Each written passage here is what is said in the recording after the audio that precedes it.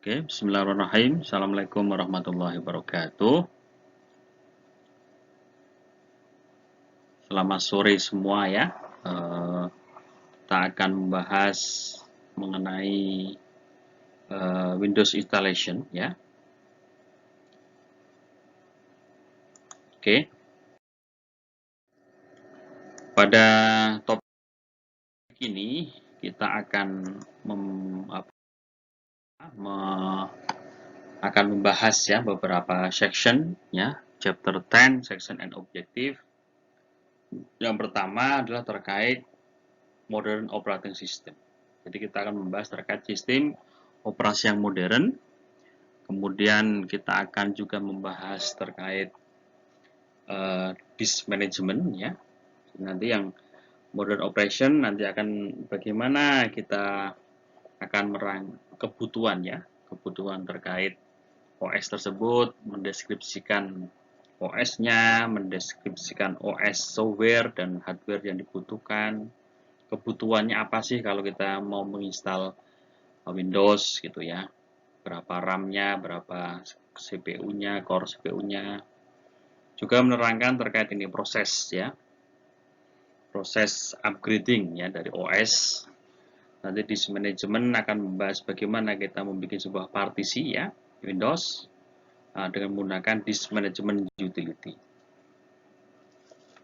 Nah, kemudian nanti juga menerangkan terkait gimana ya kita mau menginstalasi ya, instalasi Windows. Nanti di sini penginstal Windows itu kan ada install OS-nya, mendeskripsikan terkait pilihan ya, customisasi dalam instalasi, kemudian mendeskripsikan ini apa bagaimana kalau kita mau put sequence urutannya apa kalau mau booting itu. Oke, dan nanti kebutuhan termasuk ini apa ya registry file-nya. Oke. Nah, kita akan membahas terkait modern OS ya. Modern OS. Nah, sebelum kita membahas terkait modern OS ini, kita alangkah baiknya mengetahui beberapa istilah. Jadi fitur OS itu ada beberapa istilah ya, istilah yang sering digunakan ketika kita mendeskripsikan OS. Mungkin kita akan mendengar ada OS yang apakah dia OS sebagai OS client atau OS untuk ada home edition, ada enterprise ya. Kemudian ada yang untuk server. Nah, kita akan lihat di sini. Ada namanya multi user. Jadi nanti itu dua atau lebih user ya itu memiliki account secara individual ya yang diperbolehkan untuk mengakses sebuah program dan juga device peripheralnya ya pada waktu yang sama. Jadi mungkin Anda sudah kenal apa itu remote ya, remote server, remote desktop. Itu bisa Anda lakukan ya. Untuk apa? Untuk membuktikan ini bahwa ada OS itu bisa multi user gitu ya. Walaupun OS-nya satu tapi usernya bisa mengakses secara bersama-sama. Kemudian ada multitasking ini. Jadi komputer ya itu secara capable beroperasi dengan multi operasi pada waktu yang sama. Artinya Anda sudah tahu bahwa komputer itu bisa dibuka dengan bersamaan ya. Anda ngerjain Office, kemudian Anda juga bisa live ya. Seperti ini itu kan kita lakukan dengan apa? Saya membuka PowerPoint, tapi saya juga bisa live ya dengan Teams gitu. Itu multitasking. Multiprocessing. Nah, nanti OS itu mensupport ya, 2 atau lebih CPU. Jadi OS ini itu memiliki 2 atau lebih. Ini laptop yang saya pakai adalah Core i7. Berarti ada 7 ya. Tapi dia bisa bekerja untuk memproses ya. Ada multi threading ini. Jadi nanti program itu dapat dipilah-pilah atau dipecah ya ke dalam bagian kecil-kecil. Ya, nanti kemudian di situ bisa dimuat atau di loading menjadi sebuah OS itu. Jadi programnya bisa di sebelah sana disatukan. Jadi multithreading ini juga memperbolehkan dengan beberapa bagian ya dari program dan di running pada saat yang sama. Itu. Jadi saling itu ya, saling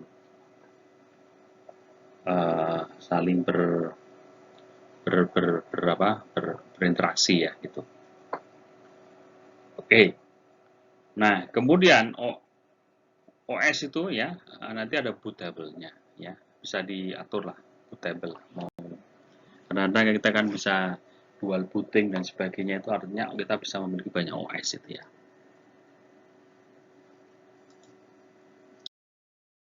Nah, kemudian kita lihat di sini, ini adalah sebuah fitur dari OS ya. Ini fungsi, dasar fungsi dari OS ya. Kita lihat di sini, yang pertama ada namanya OS manage the interaction between application and hardware. Jadi OS itu melakukan interaksi antara aplikasi dan hardware gitu.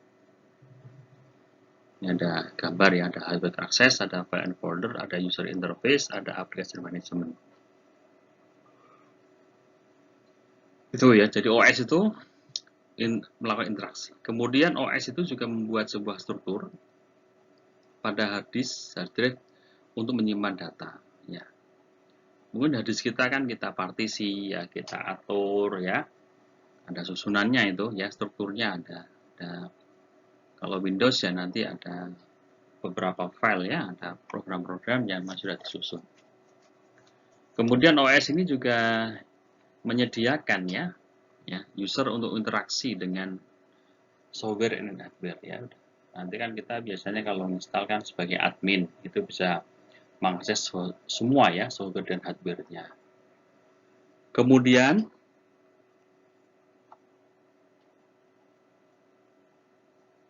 the OS locate, jadi lokasi OS dan aplikasinya itu dalam melakukan kinerja itu dimuat ya, di load dalam RAM dari komputer.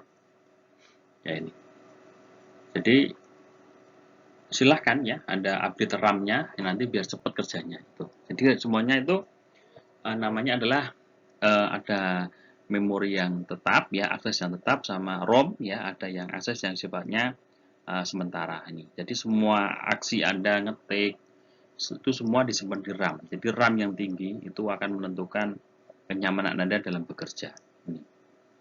Ini saya barusan upgrade RAM ya dari 8, kemudian saya ke Jojatronic, kemarin saya upgrade ke 16. Ternyata yang 4 itu adalah dia RAM-nya RAM embedded ya, yang sudah ada di dalam. Jadi komputer ini, laptop saya ini bisa sampai 20 ya, itu lumayan kencang ya, karena saya mau buat riset untuk deep learning ya itu ya, jadi butuh memori yang gede. Nah, kemudian nanti di sini kalau kita bicara terkait OS Windows itu ada beberapa, ada Windows 7, Windows 8, Windows 8.1, Windows 10 ini. Nah, inovasi Windows itu juga seiring dengan perkembangan zaman ya, itu terlalu berkembang ya. Anda lihat yang Windows 10 sekarang ini adalah ya dari update dari versi sebelumnya ya, nah karena sekarang ini zaman sudah berbeda ya, orang tidak lagi pegang PC, pegang laptop, tetapi sudah tablet. Bahkan nanti ini juga bisa sudah diterapkan embedded device ya, ada device dan ada juga device untuk Internet of Things gitu ya. Jadi sudah ke sana. Ya, skopnya sudah kekinian gitu ya. Windows ini sudah dimasukkan, ditambahkan terus keperluannya.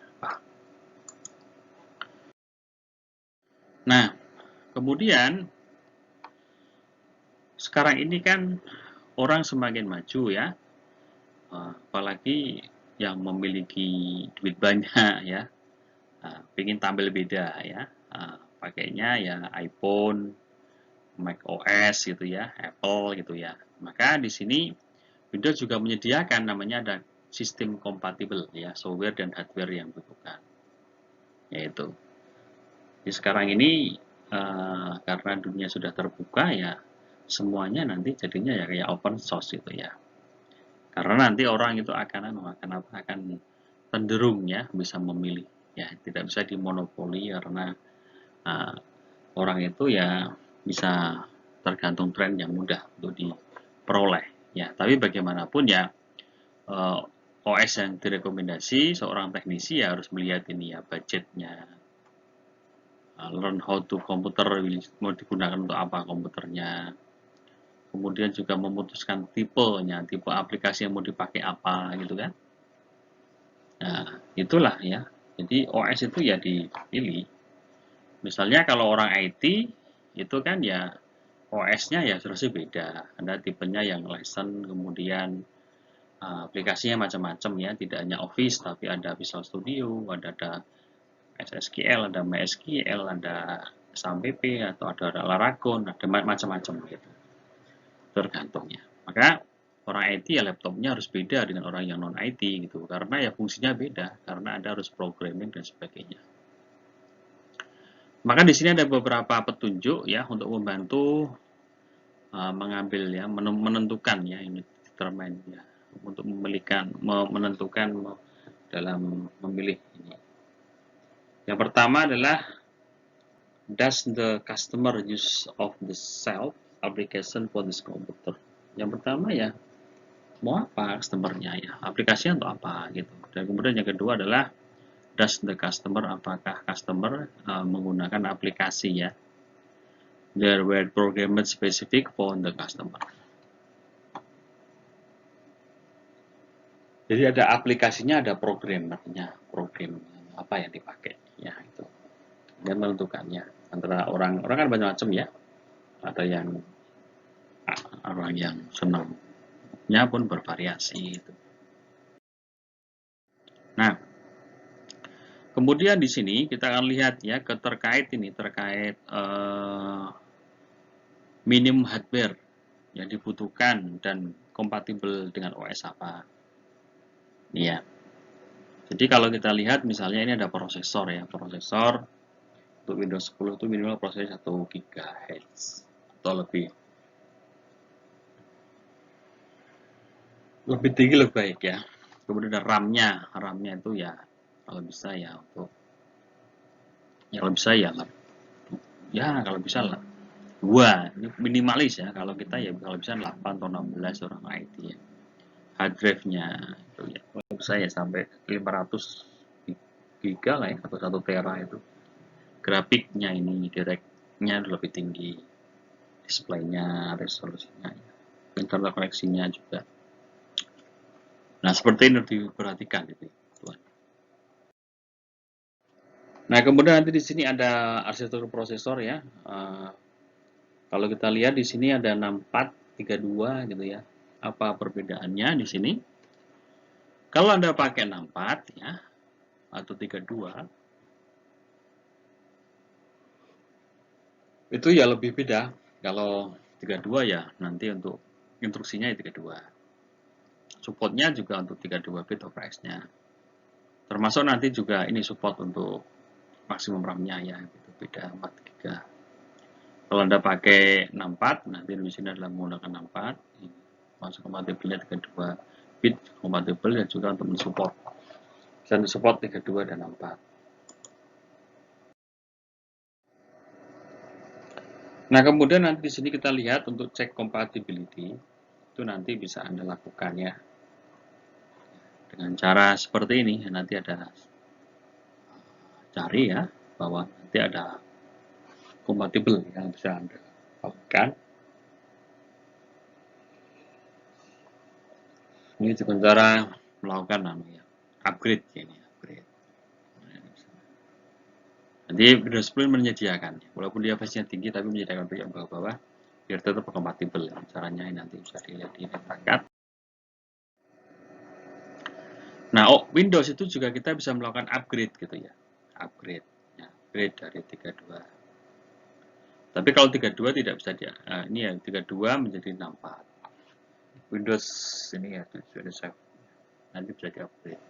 Jadi Windows pun bisa di-upgrade dari 7, 8 ke 10. Nah, ini ada beberapa aturan upgrade ya, nanti bisa dipelajari. Nah, sini ada data migration ya. Ini data migration. Ada user state tools, ada Windows C transfer sama PC Mover Express. Jadi ketika sebuah OS diinstalasi, maka dia membutuhkan migrasi dari yang lama ke yang baru. Kemudian nanti di sini ada namanya user state migration tools ini. Ini adalah command line yang digunakan. Kemudian di Windows ini ada juga namanya easy transfer ya. PC Mover ini juga ada. Cara-cara untuk melakukan migrasi banyak banget yang sudah tersedia. Nah, sekarang kita sampai ke instalasi Windows. Nah, kalau kita mau install Windows, ya kita menyiapkan. Ada hard disk drive-nya kita siapin, flash disk-nya kita siapin, atau solid state atau eksternal ya, SSD ya. SSD ini, sekarang ini udah keren ya. Ini hard drive-nya siapin, juga siapin. Bootable itu bisa dibikin. Ya, rata-rata kalau saya pakai flash disk. Ini nanti ada dua ya, dua yang umum dari storage yang digunakan ya, ada hard disk and flash memory ini ya. Flash memory juga ada SSD itu ya, terima SSD itu solid state hard drive ya, dan USB drive. Nah, nanti bisa bikin bootable di sini ya gitu. Nah, kemudian kita sampai ke ini hard disk partisi. Nah, partisi ini pentingnya. Jadi finding and launching the operation as one responsibility computer ya. We need to know partition scheme. Jadi ada dua skema partisi standar ya. Ada namanya adalah MBR Master Boot Record and GUI Guide ya. Global Unique Identity Partition Table atau GPT. Nah, untuk Master Boot Record nanti ini adalah berisi ya, ini contain information how to hard drive partition. Nanti dia berisi informasi baik terkait hard drive partitionnya tersebut. Kemudian nanti kalau ini untuk get partition table ini ya, get partition table adalah didesain as partition table skema standar ya untuk hard drive. The GPT make use of a number of modern technique ya to expand on the older partition. Schema GPT is commonly used in computer with UEFI firmware. Nah, kemudian kita lihat di sini ya, MBR dan GPT. Jadi kalau MBR itu maksimumnya adalah dia bisa ini 4 partition ya. Tapi kalau GPT maksimum bisa 128 partition in Windows. Nah, kalau MBR itu maksimum partitionnya adalah 2 tera. Kalau ini bisa sampai Z ya, ini besar banget. Kemudian nanti di sini tidak ada partisi backup, di sini bisa ada storage. Store bisa disimpan dalam partisi double backup-nya. Dalam MBR nanti partition and bootable data di dalam satu tempat, tapi kalau dalam partition and bootable store ini multiple location. Ya, kemudian any computer can be from MBR ya. Nanti komputer itu juga bisa untuk komputer yang lain ya, bisa untuk dapat digunakan untuk booting MBR. Nah, kalau ini adalah menggunakan komputer harus base-nya ada UEFI. Base and run and 64 ya. Nah, kemudian kalau kita lihat partition and logical drive itu seperti ini. Ya, ada primary, ada active, ya, external, logical, ya, basic, dynamic, formatting gitu. Kemudian tidak ada primary partition content. Ya, nanti kalau kita lihat terkait partisi primer itu nanti berisi OS file, Ya, dan biasanya ini adalah sebagai first partition.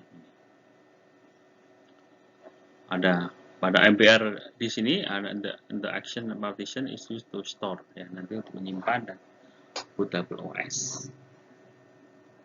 Nih.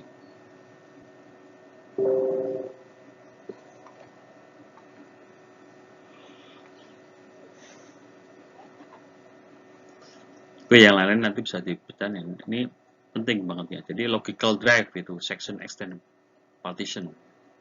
Itu apa? Untuk use to memisahkan informasi ya untuk administrasi. Ada basic disk, ada primary dan extended gitu ya. Nanti di sini apa? Logical drive based format for data storage.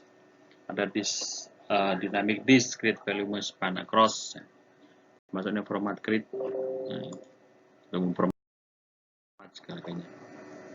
Nah, kemudian nanti ada beberapa file system yang berbeda ya dalam kepemilikan kecepatan, flexible, security, size, dan sebagainya. Ada 5 ya, 5 file secara umum, file system secara umum itu adalah namanya ada FAT32. Ini mensupport partisi ya di atas 2 TB atau ini digunakan untuk yang versi lama. Ada NTFS itu ya, New Technology File System. Ini untuk mensupport partisi ya sampai dengan 6 hexa teori. NTFS ini incorporate file system security feature. Nanti ada security-nya, ini extend attribute-nya ada. Ada FAT64 ini ya. Ini adalah create to address some of the limit yang nanti ada FAT. When format USB flash such yes, shall file size and directory one primary event xFAT ya is that is that can support ya file ini lebih besar juga ya, bisa mensupport sampai 4 GB. Ada CDF compact disk file system, nanti untuk adalah untuk optical disk. Nah, kalau NVS network file system nanti digunakan untuk network ya, untuk jadi digunakan antara network. Nah, jadi antara network. Oke, nanti yang ini silahkan ya dilihat untuk videonya di NetAcad. Sudah ada video terkait partisinya juga. Sudah ada. Nah, sekarang kita sampai ke account creation. Nanti di Windows Anda bisa bikin user ya. Bahkan kalau Anda usernya pun bermacam-macam, nanti bisa Anda bikin sebuah authentication user ya untuk password dan usernya ini dengan namanya adalah SSO ya, user single on. Nanti Anda bisa gunakan ya sudah dengan haknya ya. Nanti user account allow multiple user to share ya, share single computer using their own file and setting. Nanti bisa saling sharing. Kemudian nanti di sini di Windows 10 ini ya over the content ada 2 ya, ada administrator dan ada standard user. Nah, administratornya komplit ya, bisa ngapa-ngapain semua ya, bisa install dan sebagainya. Tapi kalau nanti standar itu ya ada keterbatasannya. Jadi kalau mau install itu nanti harus permisi ya, harus mengerti password dari administrator.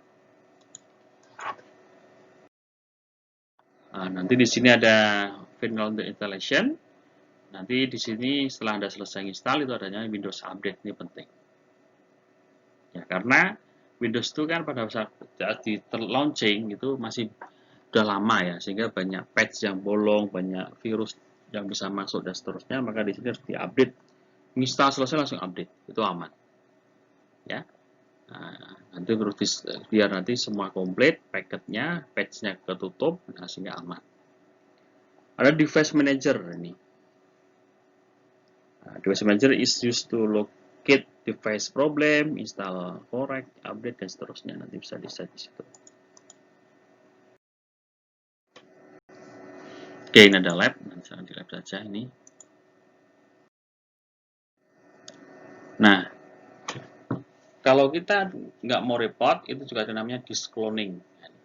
Jadi nanti kita kalau sudah install satu, misalnya Anda mau install di lab, bisa bekerja di sebuah lab, nggak mau capek, ya sudah, di-clone aja gitu, dari harddisk satu dengan harddisk yang lain di-clone. Sejak lama sudah ada, dulu pakainya Norton Ghost ya, seperti zaman saya masih OS lama. Di-clone ya, nanti udah sama itu. Nah itu nanti seperti itu untuk mempercepat ya. Nah, ada metode lain untuk melakukan instalasi ya. Nanti ada namanya network installation, jadi nanti langsung dari network ya. Recordingnya langsung ambil dari network. Ada juga nanti image based installation partition, bisa juga dengan ini internal partisi, juga dengan custom ya. Custom di sini ada menggunakan Windows Advanced dan seterusnya. Nanti ada juga remote ya, network. Jadi kita bisa melakukan remote gitu. Kita misalnya udah banyak install ya beberapa OS, dan nanti bisa kita remote ya. Soal ngerti user passwordnya, dan nanti bisa dikasih permisi ya, termasuk apa yang bisa kita ubah, bisa apa kita bisa install dari jarak jauh juga gitu. Itu nanti di sini ada namanya remote ya itu. Nah, kemudian nanti di sini ada juga ini, ada network installation ya. Dalam instalasi itu kita harus kadang-kadang ada yang tidak ke support ya, karena drivernya nggak ada. Maka silahkan nanti di sini ada the performance Windows ya, untethered installation setup, nanti ada setup exe ini ya, must be run with the user option found in transfer file. Instant from user, source user, and answer listed in the file. The customer standard Windows 10 use system namanya SIM, System Image Manager ya. Jadi untuk create the setup function bisa dilakukan ya. Oke, nanti di netak.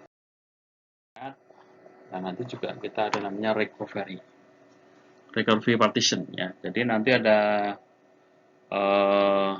beberapa Windows yang berisi section ya. Section this is inaccessible to user. Nanti di sini ada gambar ini ya, bisa Anda gunakan untuk recovery partition. Ya, recovery partition is often hidden to prevent, nanti dia tersembunyi ya untuk melindungi dari yang lain. Upgrade method ya, ini kita juga bisa melakukan upgrade dari Windows 10 7.8 ke 10 gitu ya, bisa dengan cara ini setup dan clean. Nah, nanti juga dananya kalau ada di BIOS dananya ada boot sequence ya, nanti kita mau mengambil urutan apa ya, yang first, second itu mau dipilih apa nanti ada gitu di sini. Dan ada MBR ya, master boot record.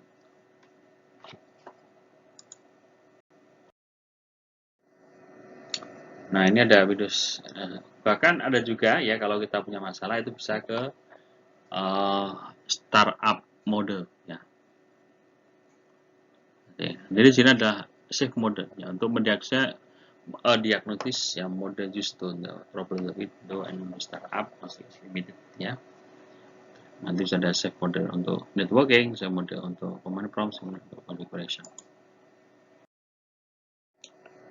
Nah, ini contoh ya untuk Windows ya, startup mode, nanti bisa kita pilih ya. Nah itu, jadi intinya apa, bahwa Windows installation ini ada panduannya dan Anda ikutin untuk sebagai referensi, walaupun saya yakin Anda sudah sering install Windows, tapi diperlukan juga pengetahuan tadi untuk lebih menyempurnakan kemampuan Anda dalam menginstal Windows. Itu ya. Saya kira itu untuk materi kita ini, dan saya akhiri. Assalamualaikum warahmatullahi wabarakatuh.